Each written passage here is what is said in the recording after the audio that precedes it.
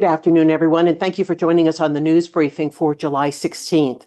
You may have heard about a power outage at the Monterey County Jail. We're going to get an update on that. We're very pleased to have Commander Andy Rosas from the Sheriff's Office here to talk about what is happening. Hi, Andy. Thanks very much for coming today.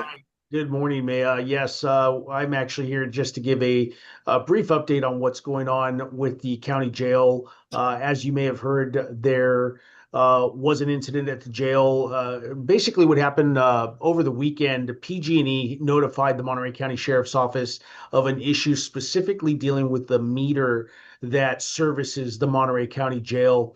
This particular issue that they needed to look into was going to result in the a pre-planned power shutoff to the jail facility. That pre-planned power shutoff was scheduled for yesterday's date, Tuesday, July 15th at 10 a.m. They did proceed with that shutoff, but during that shutoff, they discovered a power safety issue at the facility that was going to require that the power be shut off to the jail until such time that that power safety issue was going to be resolved. At this time, we do not have an estimated time as to when the power will be fully restored to the jail. We are operating on emergency generators that are operating as planned and are currently providing unlimited power to the jail facility. One of the other key factors going on here is that currently all jail visitations are closed and the jail itself is closed to the public. This is basically in the best interest of safety for not only our incarcerated population, but also for our employees. So again, all jail visits are currently canceled.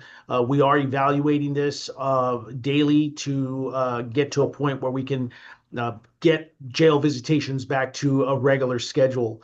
At this time, the latest update, we are still working with our county partners to restore full power to the jail facility and also evaluating the safety concerns that we have to try to get those jail visitations restored. In the meantime, one of the things that is being done is that we are making the tablet communication system that is available to our incarcerated population more accessible to them so that they can continue to communicate with family, friends, and loved ones if they are currently incarcerated in the county jail. Andy, thank you very much for giving an update and just kind of a wrap up of what has occurred. A lot has happened in the last 24 hours there, but I think you made a point about safety. And I think what people want to know is everybody safe in the jail despite this outage situation? Yes, operations are resuming. We have our staffing as we are required to have in the jail. Nothing is being impacted from a safety standpoint. We have everything operating. The key thing here is restoring full power. Because we're on generators, we are trying to restore full power to the jail and be able to resume normal operations as quickly as possible. Thank you so much for giving us that update. I've got no questions that have come in from our press partners for this. So again, thank you for dropping in. I know it was on very short notice, but we're really appreciative of the update. Absolutely. All right. See you next time. Take care. Thank you. Monterey County has hundreds of unsolved homicides, and it feels good when justice is found for both victims and families. There's a new weapon in this fight for justice, the Cold Case Project of Monterey County, which is collaborating with our district attorney's office Cold Case Task Force. We're going to talk about both of those. Very pleased to have Matt Leroux, who is an assistant district attorney and oversees or works with the task force, and Kern from the Cold Case Project of Monterey County. Thank you very much for being on the briefing to talk about this great effort. Who would like to start? I would like to start, and I thank you so much for having us today, and to members of the press who have already covered our launch about 5 weeks ago. We want to extend our thanks. For those who may not be aware of what we do, we are a grant-making organization. So we support the law enforcement agencies throughout the county. And it is our hope that through being able to make grants for advanced forensic testing and technological advances, we can help create some new leads in cases that may have gone dormant. And so that's kind of our mission. And we're here to give you what we think is a very exciting update. As I said, we launched 5 weeks ago, but we are here today to let you know that we are making our first 3 grants here in Monterey County. 2 of those grants are going to be for unidentified human remains cases that are led by the Monterey County Sheriff's Office Coroner Department, and one will be on a Monterey County homicide. The UHR cases, as we call them, unidentified human remains cases, will be worked on by Othram, which is a private advanced forensic technology partner. And I'm going to ask Matt if he will go in and tell you a little bit about those 2 unidentified remains cases. Absolutely. Thank you, Ann. So the first of these 2 cases is an unidentified male who was found deceased on March 20th, 2023, inside of a tent in Salinas. He was known by some people in the community to use the name of Luis Jimenez, but nobody knew his true name or his date of birth. Efforts to identify him by traditional means were unsuccessful. And the funding used in this case will be to pursue additional DNA testing to find out this gentleman's true identity. And the second case is going to be another unidentified male who was found deceased inside of a tent in Salinas on February 15th of 2024. This gentleman was burned as a result of a fire. According to his profile in the NamUs database, he was 5 feet 10 inches tall and weighed 210 pounds. Okay. Thank you, Matt. Many of you are aware, either because you covered the story or you may have read about the story, but we did have a recent solve of an unidentified human remain case here in Monterey County. Mr. Jeffrey Holliger was about 36 years old when he went missing. There was an extensive search, but unfortunately, he was not discovered for another 24 years, which was in 2021. When he came to us, he was not in the NamUs, the National Missing and Unidentified Persons System. And so that really started the investigation fresh. It was the DA's Monterey County Cold Case Task Force and Othram that worked to process DNA and genealogy to help bring closure to that case. And we are hoping that the fact that we were able to put a name to this victim has brought some peace, not only to his family, but to our community. It's really essential when we get unidentified human remains that we do find out who these people are. There are a portion of those cases where foul play was involved, and we need to know whether those cases need to be further investigated or not. And so it is one of the missions for the Cold Case Project to look into these cases and try to fund the testing that is necessary to really put literally a name with the remains. We have kind of a sense of urgency because we do have quite a long list of cases that we would like to work on. And we know how important the new technology is to breathing life into these cases and giving us much more information than we could have had even 10 years ago. So right now, we are partially funding these cases that we talked about today. And we're doing that as we continue to build our donor base and to establish ourselves in the community. To expand our impact, we have established a cold case project of Monterey County Fund at the Community Foundation for Monterey County. And we have just issued a press release to all of you regarding the granting of these 3 cases, our first 3 cases. If for any reason you did not receive it and would like to, please feel free to call me directly at 831-241-0381, 831-241-0381. We thank you so much for the opportunity to speak to you today, to let you know of our progress. We're really excited about it. We're excited about the community's response. And we know that together we can give voice to the voiceless. So thank you so much for today. And thank you so much for walking us through this. And I also think it's really important for people to understand this is a volunteer work that you're doing. You know, you hear about grantors and you hear about people who work grants, but this is really from the heart what you're doing. Correct. And we're very fortunate. We have a very dedicated and talented board. We're all volunteers at the Cold Case Project of Monterey County. And I have to say, I'm also very fortunate because I am a volunteer on the DA's Monterey County Cold Case Task Force as well. And Matt, that was the next question was, I was hoping you might talk a little bit about how the DA's Cold Case Task Force works with an organization like Cold Case Project to help further this search for, a resolution. Absolutely. So as part of the Monterey County DA's Office Cold Case Task Force, we have been in search of additional funding for cases that we have been working on. We were lucky enough in 2022 to receive a large federal grant for DNA testing on these cases. And over the last few years, we have managed to spend all of it.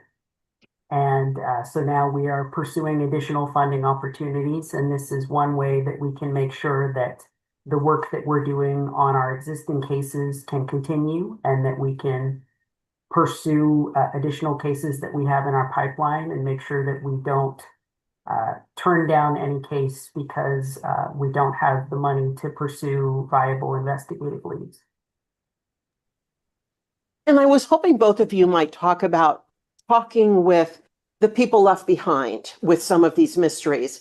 I think, people may come to you and say, what is the status of my loved one's case or my friend's case? That's really hard to answer when you want to support them, but you just don't have anything to tell them.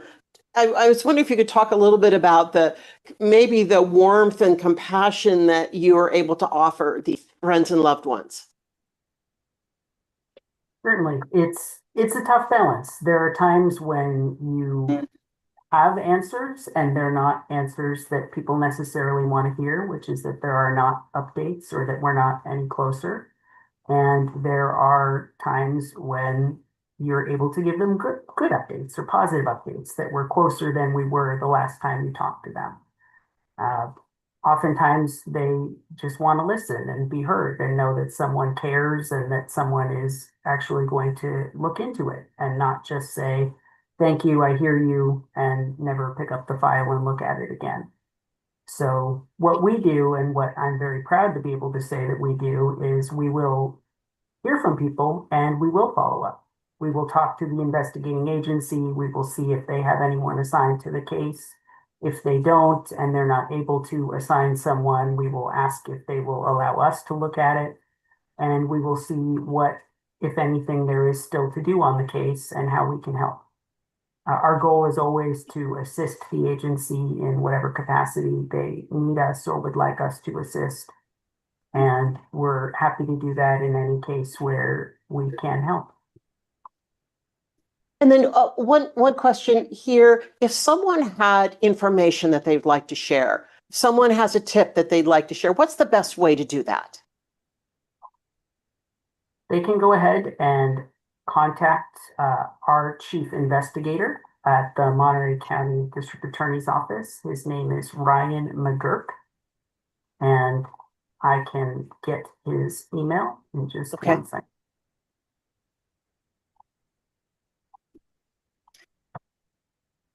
I'm also I think there's a general email into the district attorney's office as well. But we can provide that. Oh, great. Thank you. So the best thing to do would be to contact the district attorney's office, let people know that you may have something that could be of use. And you guys know what to do with that. They'll get them to the right person. To the right agency, the right person, and we'll get them in touch with whoever they need to be in touch with. Yep. Right. And then Anne, any last words you'd like to share about the Cold Case Project? We're just, it was born out of a little bit of necessity in light of the fact that federal funding was no longer available. But we are really excited to be able to do this work. And we're finally at a place where technology is such where it really is um, giving us some places to go with the information. It still takes good old detective work and committed detectives to really do this kind of work. And of course, that includes the attorneys who work on the case. I mean, it is definitely a team effort. But the new technology is such where we just are able to do so much more testing and get such better information. We don't have to use up all of the testing material, which is good in most cases, because that used to be an issue where you'd have to burn the entire sample. So much has happened. And so when people wonder why it's taken so long, really technology has evolved and has allowed us to evolve with it, if you will. And so that's why we're here, to make sure we can really, in Monterey County, avail ourselves to these technologies and see if we can't move the timeline on some of these cold cases to closure. Thank you both for talking about this. This is just really important. And I know it's going to mean a lot as you work through these cases. It's going to mean a lot to people who have been wondering, about their loved one for so long. Really appreciate you both being here today. Thank you so much. Well, if you have ever heard about double up food bucks, we are going to share more about that today. It is a great way to maximize eating healthier and eating healthy foods. So we're very pleased to have Yasmine Elsherbini, which I believe I have said completely wrong. She is with the Community Health and Wellness at Aspire Health, and Hester Parker, who's with Everyone's Harvest. Hester and Yasmine are going to talk about these double up food bucks and also how to use them at our local farmers market. Ladies, thank you for being here. Thank you so much for having us. Hopefully you can see my screen. I I do. do have a small visual aid. Wonderful. And then make it bigger so we don't see your preview, so that we can get the full picture. Oh, okay, let's see. It's showing as it's one of those things where I just need to swap the view. Yep. And Reading. forgetting how slideshow. Reading. Yeah, so reading. I think reading view is the one you want. Which Other side. This side. Nope. Nope. So I see it in the big view on my other. We'll just go with what you had. Uh-oh. Hold on. Now it's there we go. How about that? There you go. So We love sorry. technology. We love technology. Okay, now I want to make sure I'm able to advance it. Oh no. Oh no. You know what? Why don't you start? You want to start again? Let me here we go. From the beginning. But I want to make sure I can advance, and for some reason I'm feeling like I can't advance now in this weird view that I have. Let me stop share and start again. So sorry, everyone. I appreciate the patience. That'll teach me to be helpful. No. Let's see. Let's start over. All right. And yeah, everything is completely frozen. I'm so sorry. Let's try one more time. How about that? Perfect. And for some reason, I still can't advance. So, Hester, can you share by any chance? Let me pull it up one more time. I'm so sorry. I can pull it up in the meantime too. No, I got it. Okay. Let's try this again. And share. Let's go with it. Let's go with it. Okay, Yay. Thanks everyone. Building anticipation for this incredible program. Okay, so my name's Yasmine Elsherbini. I'm the Director of Community Health and Wellness with Aspire Health. I really appreciate the time on the agenda today to tell you about this incredible program, which is called Double Up Food Bucks. Some of you might know food insecurity in Monterey County is higher than the national average according to our 2022 Community Health Needs Assessment. So over 40% of our Monterey County members are food insecure, which means they've reported to have run out of food in the past year. They've been worried about running out of food in the past year.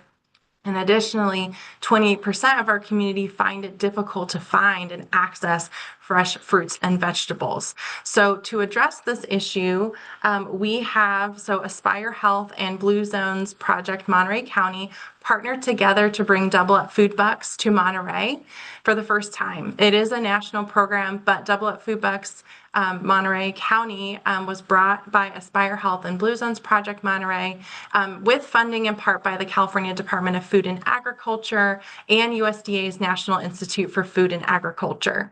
So let me see if I can advance those slides. Perfect. So what that means is this nutrition incentive program allows our community to better get affordable fresh fruits and vegetables through this program that's designed to help support, as you said, healthy eating, access to fruits and vegetables, and nutrition, which we know supports our health. So here's how it works. A shopper with an EBT card will go to a participating local grocery store in Monterey County. We currently have stores in Salinas and South County. And those shoppers will look in the store for produce identifiers that have the Double Up Food Bucks logo, which you see on the slide, and it indicates which produce item is California grown and therefore qualifies for the discount. And so when that shopper picks out their fruits and vegetables with that Double Up logo nearby, then they will take that to the cash register. They'll check out and use their EBT card as payment, and all of those California grown items will receive a discount. So it's really helping community members stretch their funds further, as you said, maximize their dollars, but also maximize the amount of fresh fruits and vegetables they can get by offering that discount. And the great news is that from now until August, our participating stores are offering a 75% discount on their California grown fresh fruits and vegetables, and a shopper can receive up to $20 in discounts a day. Normally, our discount is 50%. So encourage all of our community members to go into those participating stores who have an EBT card and use that EBT card in order to get that discount. Summer EBT cards do qualify in addition to the traditional EBT cards. Here is where our stores are located. So if you're wondering where you can shop, you can look for the Double Up discount in these participating stores. So we're in Salinas, we're in South County. And again, this is a win for shoppers because they're able to get fruits and vegetables, support their health. And it's not only a win for shoppers though, it's a win for our farmers. It's a win for our grocery stores. We're improving access to the California grown produce. It's making these produce available and affordable for low-income households. We're helping to boost our economy by having shoppers go to our grocery stores and shop local. And then we're also supporting our California farmers through this discount as well. So incredible program that I would love community members to get engaged with, again, especially for our CalFresh EBT card holders. And the great news is that this program is not the only way that our community members can help boost their food security. There's another program called Through Everyone's Harvest. I'll let Hester talk about it. And Hester Parker is the executive director. So I'll let Hester take over from here and share more. So in addition to Double Up, you can get more information at doubleupca.org. And you can also participate in the program that Hester is about to talk about. So thanks so much. Hester, over to you. Thanks, Yasmine. Okay, I'm going to share my screen now. Hopefully it'll work better. Can you all see my screen? Sure can. Yeah. Great. Okay. So as Yasmine said, Everyone's Harvest is a local nonprofit that runs community food programs and also certified farmers markets. And we run a parallel program to Double Up Food Bucks called Market Match. And you may have heard of this program before.